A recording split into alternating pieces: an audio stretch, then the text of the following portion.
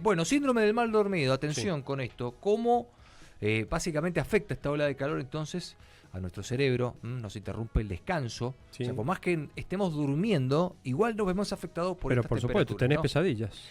Griselda Castellino, neuróloga experta, además en medicina del sueño, ya está en línea con nosotros. ¿Cómo le va, Griselda? Bienvenida, ¿qué tal? Hola, ¿qué tal? Muy buenos días. Buenos días. Buen Gracias día. por la invitación. Un saludo grande a la audiencia. Y bueno, vamos a hablar de un poco de este tema que nos preocupa a todos.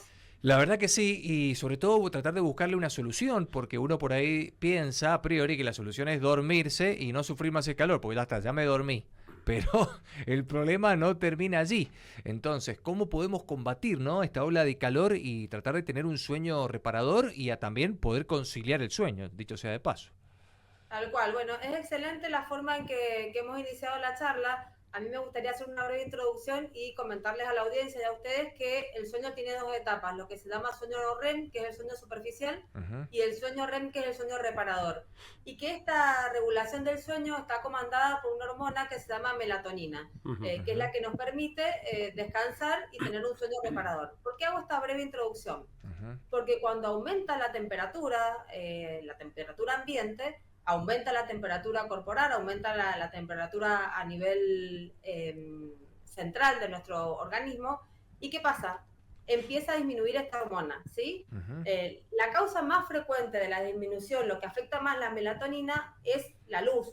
Pero el calor se ha visto que también afecta la secreción de melatonina. Entonces, ¿por qué hacía esta introducción? Porque cuando hace mucho calor, cuando la temperatura externa es mayor a 24 grados centígrados, científicamente está comprobado que disminuye este sueño REM, que es el sueño profundo, entonces no llegamos al sueño reparador y al estar en un sueño superficial nos vamos a despertar varias veces sobre la noche. No sé si se entiende bien el mecanismo de por qué se produce. Ahí está entonces. ¿Y cómo podemos paliar básicamente, ¿no?, este cambio de temperatura? ¿Alcanza con el ventilador? ¿Hay que mojarnos? ¿El tema de la hidratación va a influir o no? No lo sé hasta qué punto, digo, porque a lo mejor te dan ganas de levantarte, ir al baño e interrumpís el sueño. ¿Y qué métodos no podemos implementar? Perfecto. Lo primero que hay que hacer es tratar de llegar de la mejor manera posible con las condiciones que uno tiene, porque a veces está el ideal y está lo que uno puede acceder, ¿sí? Sí. Por empezar, la cena tiene que ser una cena ligera, porque si no también aumentamos nuestro metabolismo y aumentamos nuestra temperatura corporal, que sumado a la temperatura externa va a hacer que tengamos mayor temperatura al final, ¿sí? Entonces, yo lo que les recomiendo es que la cena sea una cena liviana, que sea por lo menos 3 horas antes de acostarnos, que nos hidratemos bien durante todo el día, esto es muy importante, y que la hidratación sea con agua. Hay que disminuir también todas las sustancias que nos activan, porque muchas veces pasa que consumimos, por ejemplo, Coca-Cola, que tiene santina y que es estimulante, entonces llegamos hasta altas horas de la noche consumiendo bebidas muy azucaradas o con santinas que también van a impedir nuestro sueño. Entonces la hidratación yo recomiendo que sea con agua. Bien. Y hay gente, ¿no?, que cuando hace calor, la tentación también de tomarse, por ejemplo, una cerveza bien helada, dice, para paliar el calor, pero no deja de ser alcohol. Y también es una de las bebidas que hay que evitar. Claro, el alcohol lo que tiene es que nos lleva al sueño superficial, pero no llegamos a ese sueño profundo. Por eso es que no me quiero ir de la idea principal, para que la audiencia tenga en cuenta estos tópicos iniciales a los cuales todos podemos acceder. Después van a haber variaciones de acuerdo a lo que nosotros dispongamos en nuestro hogar, que vamos a poder acceder o no, ¿sí? Pero a una ducha templada, a hidratarse sin cafeína, o sea, hidratarse inicialmente con agua, y a tener una cena ligera, 3 horas antes de acostarnos, podemos acceder todo. Después, otra cosa que es importante, que a veces no se menciona mucho, es que la ropa de cama sea ropa de algodón. A veces las sábanas son de nylon y eso hace que transpiremos más. Entonces, eso tenerlo en cuenta. Tanto la ropa que nosotros nos vamos a colocar al descansar y la ropa que va a tener nuestra cama, la sábana, intentar que sean 100% de algodón, ¿sí? Porque el nylon hace que transpiremos.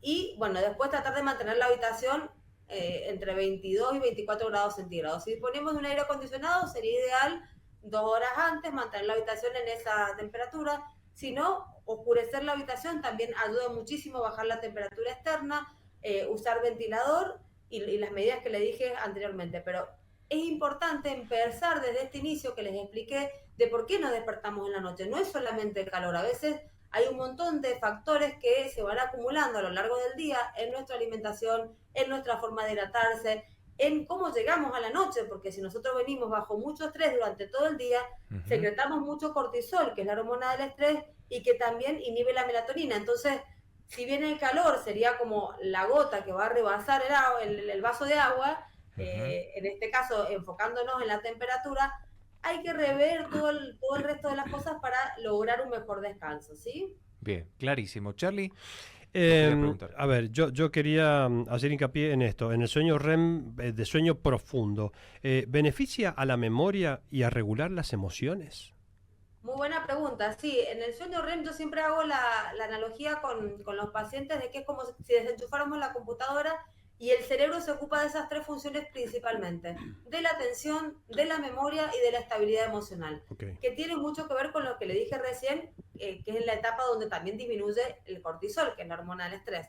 Entonces es importante que por lo menos un 20% de nuestro sueño sea en sueño REM para que logremos un descanso reparador y logremos que esas tres funciones se realicen adecuadamente al día siguiente. Por ejemplo, si yo duermo 7 horas, que es lo que recomendamos en un adulto sano, por lo menos 140 minutos de esas 7 horas, que serían aproximadamente 2 horas 20, tendrían que ser en sueño profundo. Claro. No todos los organismos son iguales. La pregunta que yo siempre le hago al paciente y se la traslado a la audiencia para que se las hagan ellos mismos es: ¿cómo yo sé si descansé bien? Si yo el otro día me levanto bien, descansado, con energía, con ganas de realizar cosas, esas son la cantidad de horas que mi organismo necesita para cumplir todas las funciones al día siguiente. Ok. Hablando de memoria, te quería preguntar, ¿por qué a veces recordamos los sueños y a veces no?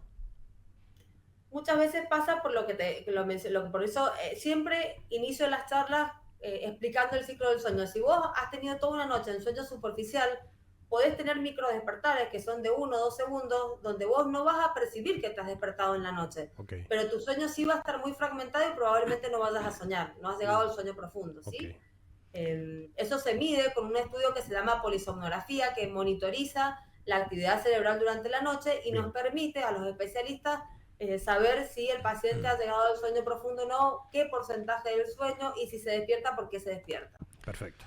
Clarísimo. La verdad, Griselda, gracias por todos estos datos y toda esta explicación. Nos ha quedado muy claro. Esperemos que de esta forma, bueno, podamos descansar mejor. No estemos con tantas ojeras en estos días que se vienen de muchísimo calor aquí en la provincia de Mendoza. Gracias por este contacto. Un abrazo muy grande. No, por favor, gracias a ustedes por la invitación, gracias a la audiencia y bueno, como tópicos principales, descansar, hidratarse bien durante el día con agua, 3 horas antes de la cena liviana y mantener la habitación con una temperatura entre 20 y 24 grados. Muchas gracias. Un abrazo grande, gracias. Hasta la próxima. Hasta luego. La neuróloga y experta en medicina del sueño, Griselda Castellino, a quien escuchaban allí. Síndrome del mal dormido y todo lo que esto confiere. Bueno, y una suerte de resumen también lo que nos hacía al final para que realmente lo tengamos claro. Información que en un ratito nada más vas a ver reflejada en ciudadano.news.